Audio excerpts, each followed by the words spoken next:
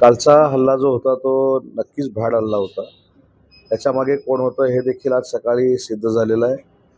पाकिस्तान धार्जिणी संघटना यामागे होती हे देखील पुराव्यानिशी सिद्ध झालंय.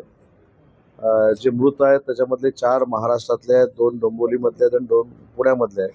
नेपाळमधले देखील आहेत आणि आपल्या देशभरामधले आहेत. मला असं वाटतं की या हल्ल्याला माननीय नरेंद्र मोदी साहेब पंतप्रधान आणि गृहमंत्री यांनी अतिशय संवेदनशीलपणे घेतलेला आहे. या भ्याड हल्ल्याचा निषेध करत असताना या सगळ्या मंडळींना अद्दल देखील घडवली जाईल अशी शक्यता मला तरी वाटते. आणि एवढं देशाला किंवा काश्मीरच्या भागाला एवढं स्वस्तात देखील पाकिस्तानला घेऊन उपयोगाचं नाही. ज्या पद्धतीनं तो हल्ला केला हे निषेधार्थ जरी असलं तर भविष्यामध्ये असा हल्ला होणार नाही अशा पद्धतीची दहशत आणि अद्दल पाकिस्तानच्या बाबतीमध्ये घडली पाहिजे हे माझं एक नागरिक म्हणून मत आहे.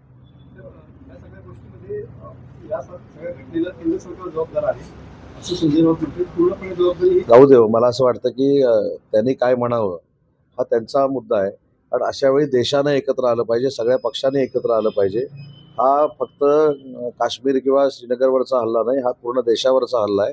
आणि देशभक्त जर स्वतःला आपण मानत असू, राष्ट्रभक्त आपण जर स्वतःला समजत असू तर सगळ्यांनी नरेंद्र मोदी साहेबांच्या मागं, अमित शहांच्या मागं उभं राहिलं पाहिजे. जे काय राजकारण करायचे ते आपण नक्की करू, पण देशाच्या अशा संकटामध्ये अशा पद्धतीचं घाणेरडं राजकारण करणं हे अतिशय वाईट आहे आणि त्याचा पण मी निषेध करतो. नाही, हा विषय नरेंद्र मोदी साहेब आंतरराष्ट्रीय स्तरावर मांडतील त्याच्यानंतरची ही भूमिका आहे.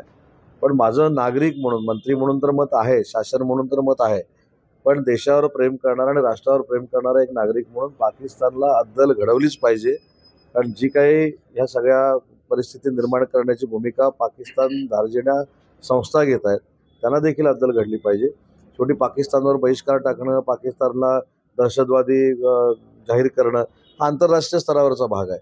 परंतु आपला देश म्हणून, आपला भारत देश म्हणून, भारत देशांच्या सैन्यामध्ये जी ताकद आहे ती जगातल्या कुठच्याही सैन्यामध्ये ताकद नाही. तर या सगळ्या सैन्याचा उपयोग करून पाकिस्तानला अद्दल घडली पाहिजे असं समजणारा मी कार्यकर्ता आहे. विशेष प्रयत्न कालपासूनच आम्ही सुरू केलेले आहेत.